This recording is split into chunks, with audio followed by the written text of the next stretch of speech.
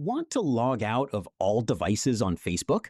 In this quick tutorial, I'll show you how to remove your Facebook account from other phones, tablets, and computers in just a few steps.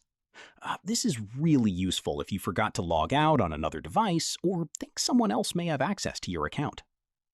First, open the Facebook app and tap the menu icon in the top corner. Now scroll down and tap Settings and Privacy, then choose Settings. After that, open Account Center and tap Password and Security.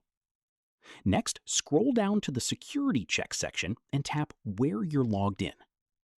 Choose your Facebook account, and Facebook will show all devices currently logged into your account, including their locations and device types. If you only want to remove one device, you can select it individually. But if you want to log out everywhere, tap Select Devices to log out, and then choose Select All. Now tap Log Out at the bottom and confirm your action. That's it. Facebook will instantly sign your account out from all selected devices except the one you're currently using. Anyone trying to access your account again will need your password to log back in. And that's how to log out of all devices on Facebook. If this tutorial helped you, don't forget to like the video and subscribe for more Facebook tips and tutorials.